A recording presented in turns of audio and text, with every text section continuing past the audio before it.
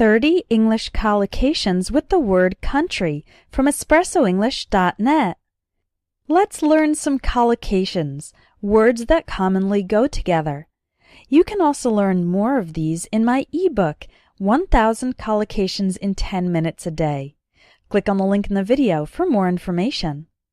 You can describe a country based on its climate or temperature.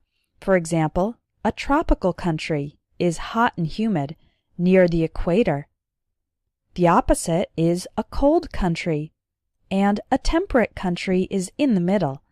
A temperate country has mild weather and/or 4 seasons. When talking about a person's country, you can say someone's native country or home country, referring to where they were born and raised, or someone's adopted country. That refers to where they have chosen to live long term. For example, my native country is the United States, but my adopted country is Brazil because I've lived there for many years and I feel like it's also my home, even though I wasn't born there. We also have the expression a foreign country, which simply means a different country from the one the speaker lives in or the conversation is based in. Note that the letter G in the word foreign is silent. You can also talk about a neighboring country. That's a country that is right next to another one. Canada and the United States are neighboring countries. Or a distant country, or a faraway country, like the US and Australia, which are far away from each other. When talking about how advanced a country is, you might hear these terms: a developed country, or a first world country, meaning a country that is stronger economically and has a higher quality of life. A developing country, or a third world country, refers to a country that is weaker economically and has a lower quality of life. The best terms to use are developed country and developing country, since the terms first world and third world are considered rather out of date. However, some people still use them.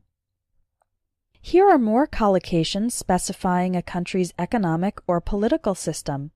You can have a capitalist country, a socialist country, a communist country, or a democratic country. If a country is ruled by a king or queen or a royal family, then it is a monarchy. If a country is ruled by a dictator, a single person with absolute power, then it is a dictatorship. Both of these words are nouns used alone. We don't include the word country after monarchy or dictatorship. You can also describe the official or main religion of a country. For example, a Catholic country, a Muslim country, or a Buddhist country. An occupied country is one in which another country's military forces are controlling the area, in contrast to an independent country which controls itself. Let's look at some verbs. The leaders of the country govern, rule, or run the country. The word run is the most informal, talking about being in charge and controlling things.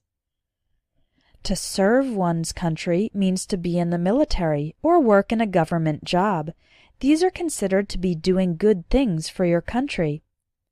Finally, you can love your country if you feel good about it.